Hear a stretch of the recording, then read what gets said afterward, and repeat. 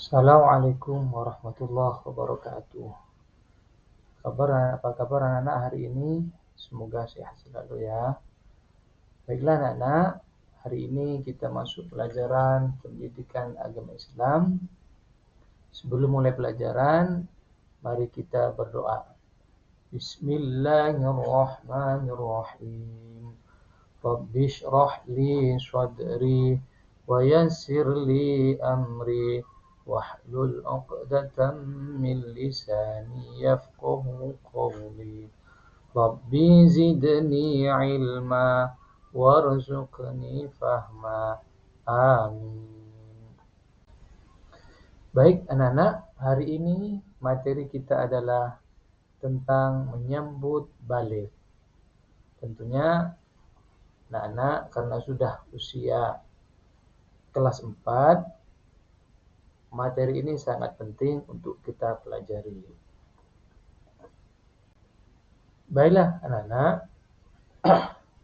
tujuan pembelajaran yang akan kita capai pada materi kali ini adalah yang pertama, anak-anak bisa menyebutkan tanda-tanda usia balik atau kedewasaan dengan benar.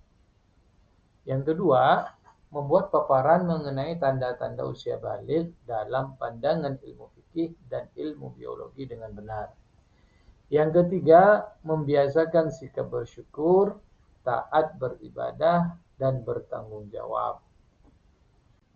Baiklah, sebelum kita menginjak kepada materi, anak-anak silahkan amati gambar berikut, kemudian kalian buat kesimpulan dari apa yang sudah kalian amati. Hasil pengamatan silakan kalian tulis di kolom komentar atau anak-anak bisa ditulis di buku tulis kalian masing-masing. Di tanda-tanda balik menurut ilmu fikih. Pada kesempatan kali ini kita akan belajar tentang tanda-tanda balik menurut ilmu fikih. Sedangkan untuk ilmu biologi kita akan pelajari pada pertemuan berikutnya. Tanda-tanda balik menurut ilmu fikih adalah yang pertama mimpi basah. Mimpi basah ini biasanya dialami oleh anak laki-laki. Mimpi basah ini terjadi ketika anak-anak sedang tidur, kemudian dia bermimpi, dan basah itu bukan karena kencing sedang tidur atau ngumpul lagi tidur, tapi air yang keluar dari kemaluan adalah sperma atau mani. Yang kedua, tanda-tanda balik menurut fikih adalah haid, menstruasi. Tapi untuk haid ini khusus hanya pada anak perempuan, sedangkan anak laki-laki tidak akan mengalami haid.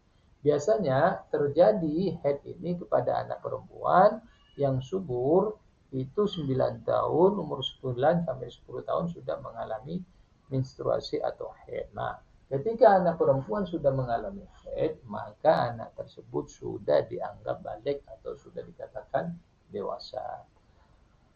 Yang ketiga, berumur 15 tahun. Seumpama, ini biasanya 15 tahun ini kalau menurut ilmu fikih, ini khusus bagi anak laki-laki. Sedangkan anak perempuan itu biasanya 9 tahun. Jadi ketika mimpi basah tidak pernah, kemudian haid belum pernah, akan tetapi anak itu sudah menginjak umur 15 tahun, maka anak tersebut sudah dikatakan balik atau sudah dikatakan dewasa dan sudah mempunyai kewajiban untuk melaksanakan hukum Islam yang telah diwajibkan kepada kita semua.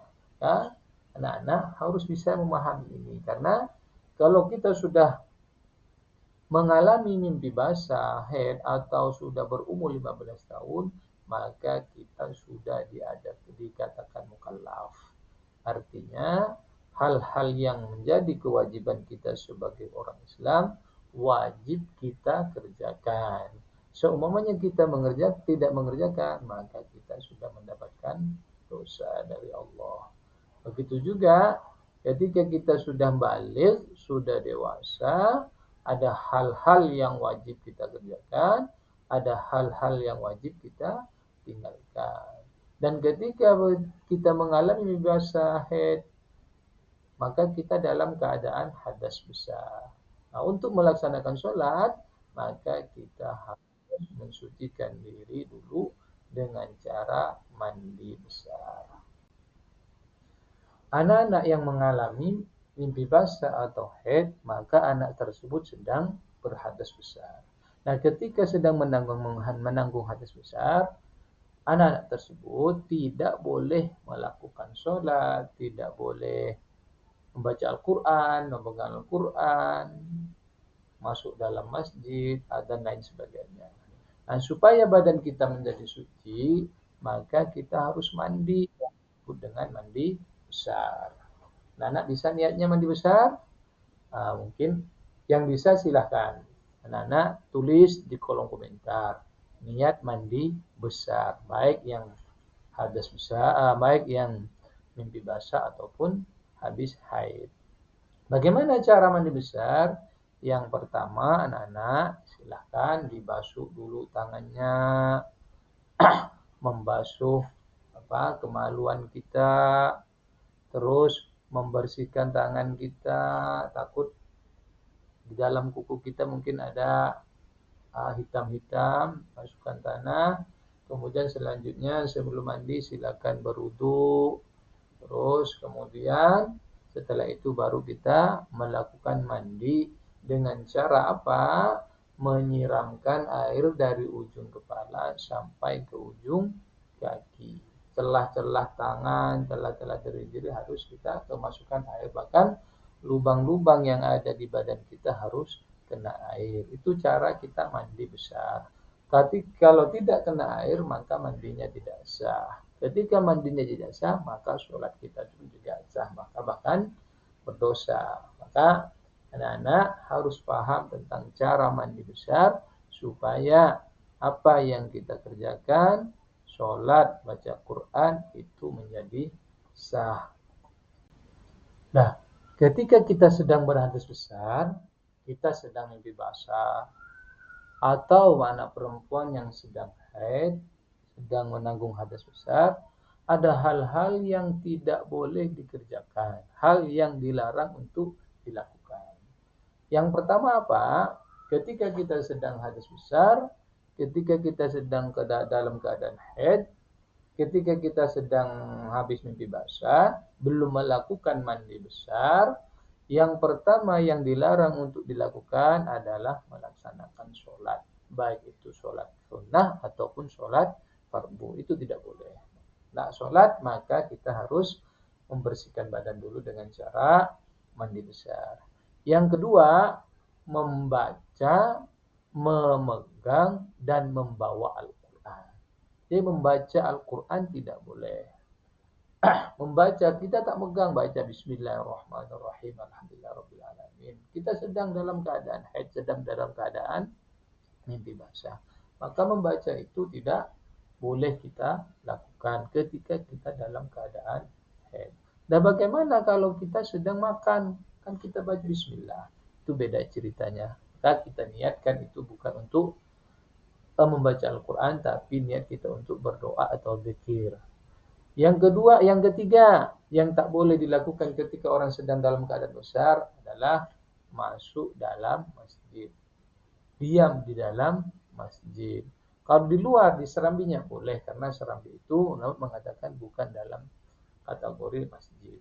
Dan yang ketiga adalah melakukan tawaf. Ini bagi orang yang sedang haji atau umrah ketika dalam keadaan haid, maka haram hukumnya untuk bertawaf mengelilingi Ka'bah. Baiklah anak-anak, mungkin ini yang dapat kita pelajari untuk pertemuan kali ini, mulai dari awal hingga akhir. Untuk materi selanjutnya kita akan membahas tentang tanda-tanda balik menurut ilmu biologi. Jadi yang materi kali ini adalah kita belajar tentang tanda-tanda balik menurut ilmu fikih.